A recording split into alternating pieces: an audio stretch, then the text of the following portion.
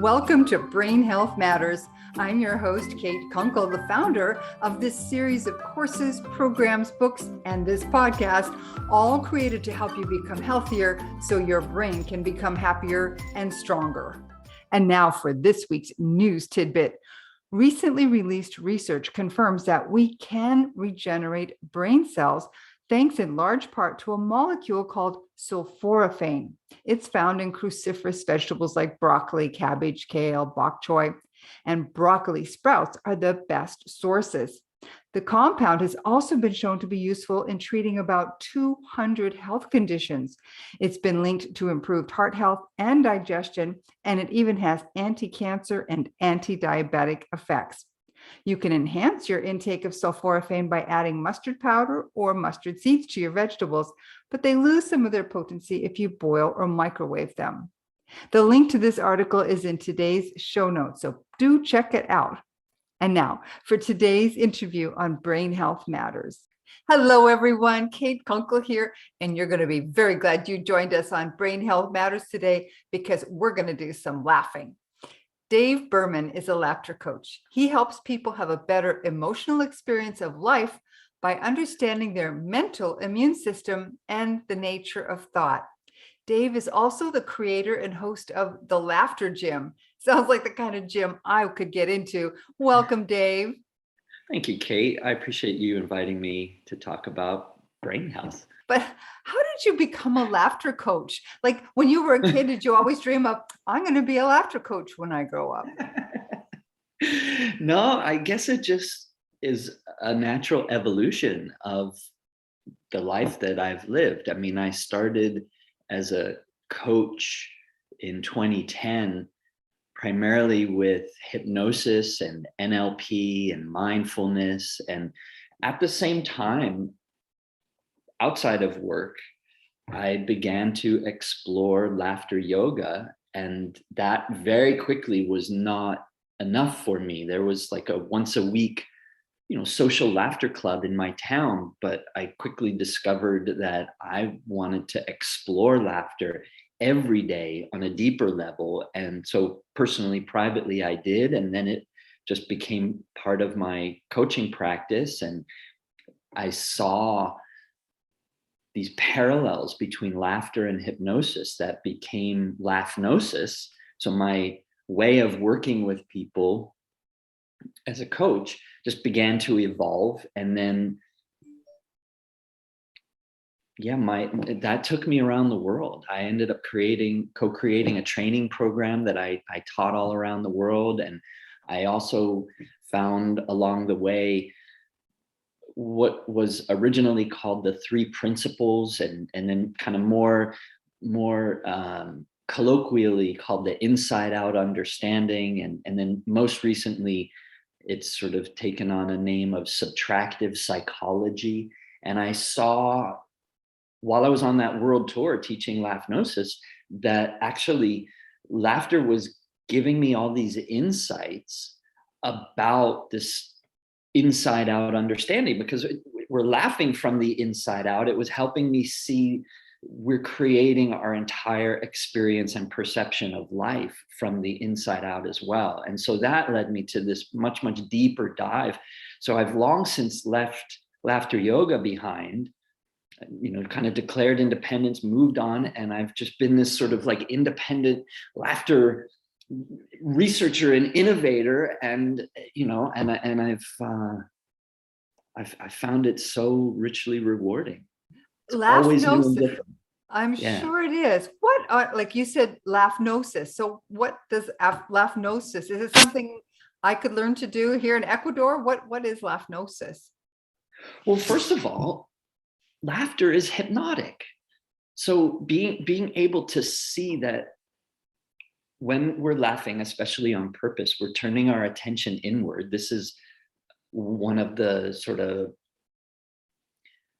primary foundational aspects of the experience of hypnosis. It's turning attention inward, having a selective focus, narrowing what it is that you are perceiving, and then kind of everything else just fades from awareness. So the external fades from awareness, the internal becomes more illuminated. Right. It's the same way with laughter, especially if we just sit and laugh On and know purpose. that it's coming from the inside out. Yeah. So I like to think of laughter as the sound of joyful breathing. This is sort of the jumping off point. Like, we can just be laughed in the same way that we're being breathed all the time. The energy of the universe that allows you to keep breathing even when you're not paying attention to it, that beats your heart even when you're unconscious and asleep, right? We can just relax so much that we can be laughed. And when we have that experience and we sort of surrender to it and we just sit with it and enjoy it, it's pure pleasure. And it's fun and it's enlightening, and it will teach us so much about ourselves. And So that's this is, so important for brain health. Like to be mentally healthy is a big part of that, of course, and emotionally healthy. But when you're saying that, because all of the endorphins and the dopamine and all the other things that come about when you're feeling happy and good, that is good for your physical brain, much beyond the emotional aspect. yeah, you mentioned some of the quote unquote happy hormones, the dopamine, oxytocin, serotonin, endorphins. All of these get stimulated for production when we're laughing. Also, our cortisol levels drop, so we have less stress. So there's changes that occur within us really automatically simply by laughing. And that's really just scratching the surface. And, for me, in the earlier days where I was, really immersed in hypnosis and laughter yoga, those two things in the beginning were so much about like sharing what I was taught. And then I kind of went beyond that, and now it's sharing what I've discovered. Perfect. I have so many business coaches over the years, and they all say that's that one thing that you have that's different from everyone else. And you've obviously found that wonderful thing is within you, right? That's different from everyone else. And it's your perspective that it's so freeing when you find that. Yeah, that's enough to make you laugh right there, because you've actually found that thing that makes you different from everybody else. And in one of life's beautiful paradoxes, this unique thing that you're suggesting I've found within me is also within everyone. And so my role, I won't tell you the whole story, but there's a quote that I encountered years ago that was part of a pivotal experience for me. And the quote may have come from Osho. It's not clear. Like, we'll just say it's unknown who said this, but you are all Buddhas pretending not to be. And it is my job to expose you. And Great. that is how I think about my role in life. And so, yes, I may have a unique perspective, and I use it to help people look within and discover their own unique perspective through something that we all have in common. And that is this birthright of infinite laughter, already always there.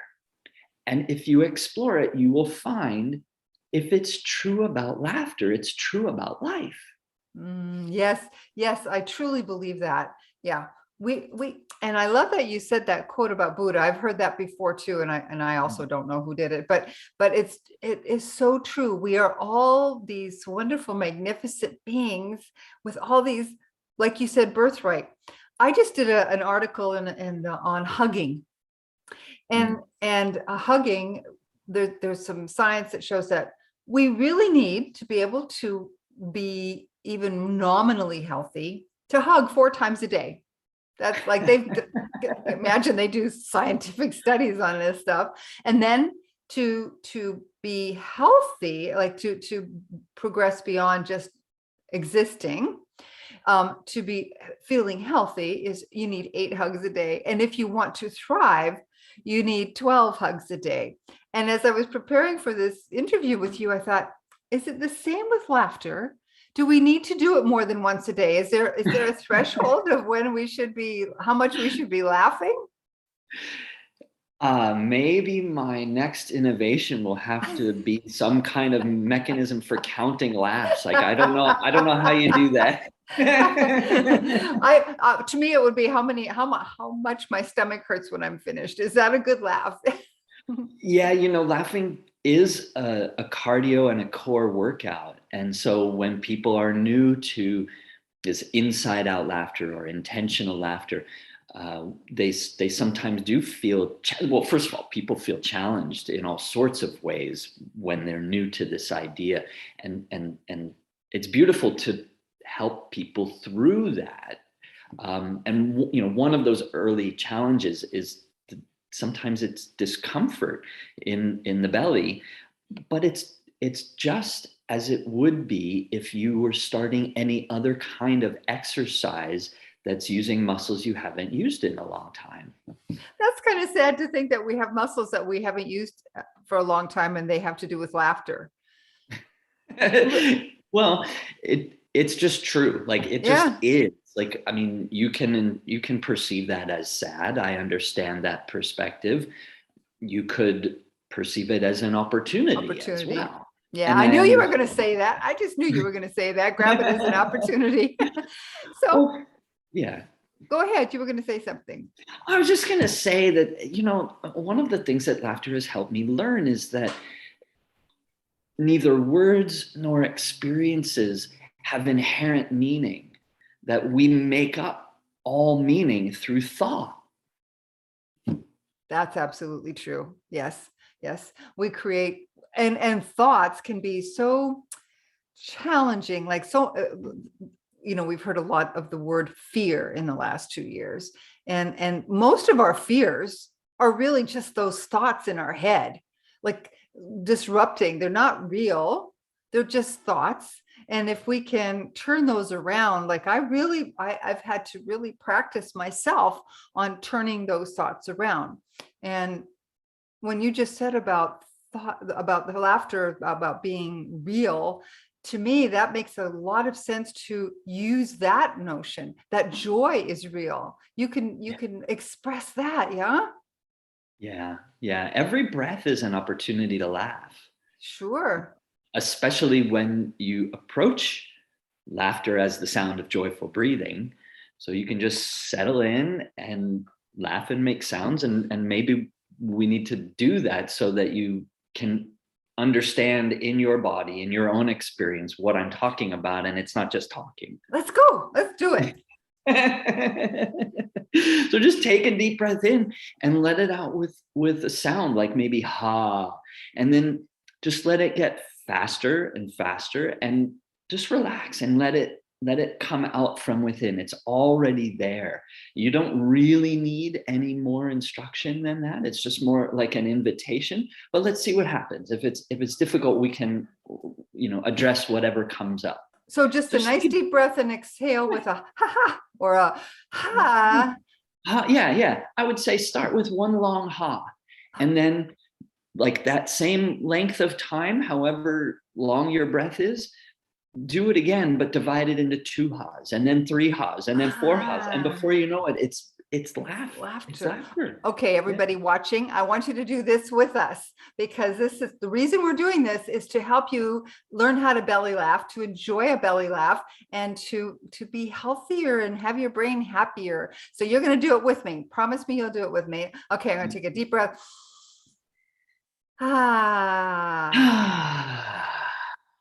Yeah, good. It helps that you smile too. Now 2 ha's.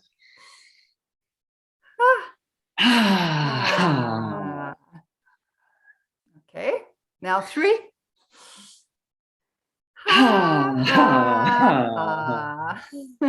Really feel it pushing forcefully up from your diaphragm. Okay.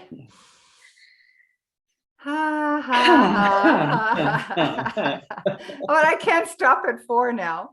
Okay. Yeah, that's the point. That's the whole point. Just let it rip. So what a wonderful thing to just do that.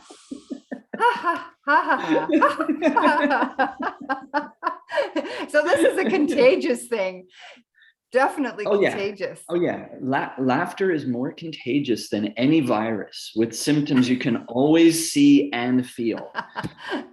I love there was some time ago, there was on YouTube, this guy who got on a subway or a bus or something, and he just started laughing.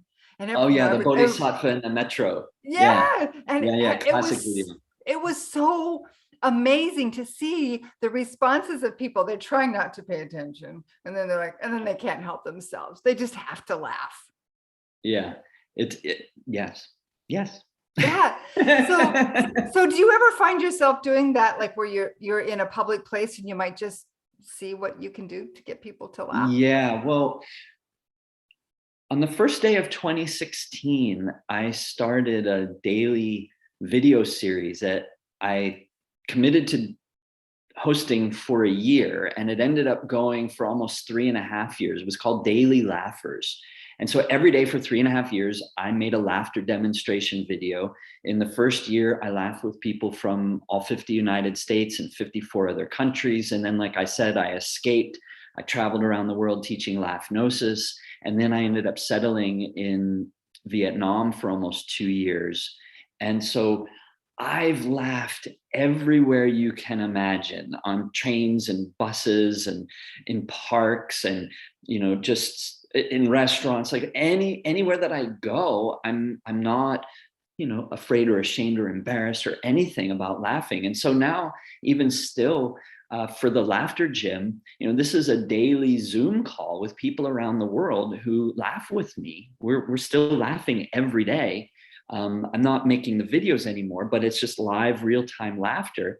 And a lot of them for it, and it's at 9:30 in the morning for me here in Melbourne, Australia. And so a lot of days I'm at home in front of my computer for the Laughter Gym, but some days I've got to be out. And so I have no reservations about being on a bus or a train or whatever and laughing. Like, Awesome. why You must would give why would so that much happen? joy around the world. You must give so much joy on the buses and so forth in Melbourne and wherever you are, and just because people wouldn't expect it. Do they laugh with you?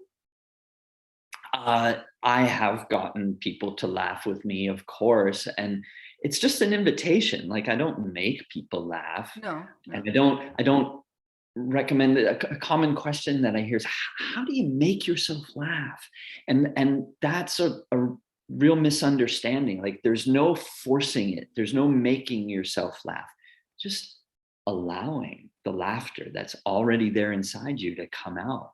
And so that contagion that you mentioned already, that does all the heavy lifting, if you could call it that. It's not really heavy. Sure. No, not at all. So I love that idea though of the breath of doing that, because for many people, like especially this last couple of years, things seem so serious, and Oh you yeah. might not really have a reason, that you think you don't have a reason to laugh. But by breathing like you showed us, that was amazing. Because I can see, because I mean, we meditate, we do, chanting or toning. I'm a musician, so I do, the toning and that sort of thing for my own meditation. But it's so easy to just transfer that, to transmute it perhaps to laughing rather than just the deep breathing. I love that. Yeah, I'm not surprised. and some people don't love it at first. And when I said before that if it's true about laughter, it's true about life, this is part of how my work as a coach has evolved. It's that I've seen whatever a person perceives as getting in the way of their ability to just allow that laughter that's within them to come out. Whatever that is, however they might articulate and explain that it doesn't feel right, or I've got this resistance, or whatever it is, that is showing up elsewhere in their life. And so to be able to identify it and kind of deconstruct it and understand how thought is absolutely creating all of the perception that you're having around, why is this difficult? Why is this uncomfortable? Whatever. The thoughts that you become aware of will help you unpack and sort of clear out whatever's getting in your way in the other areas of your life where you encounter the same exact internal resistance or obstacle. And that's what I mean when, if it's true about laughter, it's true about life. Actually, that's only half of what I mean. The other half is when you laugh on purpose and you just sit with that experience day after day after day, you'll discover that laughter is one of many different birthrights that you have unlimited access to in unlimited amounts. So it's the same with confidence and resilience and curiosity and spontaneity and playfulness and creativity. All of these gifts that we're born with, that we can see babies putting on display before they know how to talk, before they know how to make sense of what's funny, they're laughing. Yes. Right. And all those other gifts are there in infinite amounts straight from the beginning. And if you watch babies, you'll see evidence of this. If you look at your own experience all throughout your life, you'll discover that you have always had all of these gifts within you. And laughter, it can be a way of kind of unlocking that for you. You must be an awesome coach. I can do, yeah. I mean, I'm a coach too, but it's, of course, things tend to get a little bit serious when you're talking about dementia, but I can see how you can take something that is so like in your face, like we see it every day, but you're turning it around and making us aware of it. All of those wonderful things, talking about babies, the idea that I'm writing a book right now called The Musical Brain. And a big part of brain health with respect to music is dancing. And when you were talking about babies smiling and laughing and doing all these other things, dancing is one of the things they also love to do. And the joy that you see, that makes me laugh. It makes me happy to watch videos of babies dancing. How weird is that? But I love it. Yeah. Well, yeah. I mean, there's tons of videos on YouTube of babies laughing and dancing and stuff like that. It's I think kind of universally appealing to see that sort of thing. And I remember about a year and a half ago or so, I learned a Russian word. I don't know if I can pronounce it properly. I think it's something like astronomy, something like that. And it means to make the familiar unfamiliar. And that's what's happened with my exploration of laughter. It's like everybody knows what it's like to laugh, but if we take this familiar thing and we kind of have a whole new approach to exploring it, and it actually becomes unfamiliar again, or maybe not again, I don't know if it ever was before, but if we allow this familiar thing to become unfamiliar to us and we just keep exploring it, it will reveal amazing insights about who we really are and how life works. Oh, I love that. And, I'm thinking when you're saying that, because I always tell people to learn new things, to explore things in a new way. Okay, folks, here's a brain tip. Explore laughter as an unfamiliar thing. Analyze it, look into it, see how you respond. Well, yeah, I wouldn't use the word analyze necessarily. That makes sense. I would say explore and experiment. Experiment. I like that much better. Yeah, much better. And when you explore and experiment and just notice, like you don't have to make it happen and you don't have to do anything. It's absolutely about being. Like mindfully, it's a mindful attention to it, right? It's kind of like mindfulness. Well, I understand why it sounds like that because you have that frame of reference. Right. But what I'm saying is take the familiar, what you already know, mindfulness, and let's make it unfamiliar because it's not exactly like anything else. You may start out with looking for, what does this remind me of? What is this similar to? And then you go beyond that. You just explore and experiment beyond that. And you discover all sorts of new and different things. And you don't have to do anything about that. It's really about being. not doing. I love that. Being, many of us don't know how to just be anymore. I love that idea of just kind of being, exploring. I like that word very much, exploring and experimenting. So Dave, how can people work with you to get more into this wonderful, wonderful space? Yeah, so davebermancoaching.com is my website, and the homepage gives a little bit of an overview of this inside out understanding, the idea of the mental immune system and the nature of thought. And it points people to the Laughter Gym, how you can sign up for that, and other programs that I have, and also working with me privately. So I do one-on-one work, I do group work, Cool. I do corporate work. And I've written several books and created all sorts of training programs. The Laughnosis training is just one of them, which feels a little outdated even at this point, given how my kind of journey and exploration has continued onward. But yeah, it's all, you can find it all through davebermancoaching.com. This will definitely be in the show notes. But when you say it feels outdated for you, but for those of us who are just starting, it's going to feel brand new and exciting, something to explore and experiment with. Yeah, Dave, this has been wonderful. Let's have one more big laugh. Thank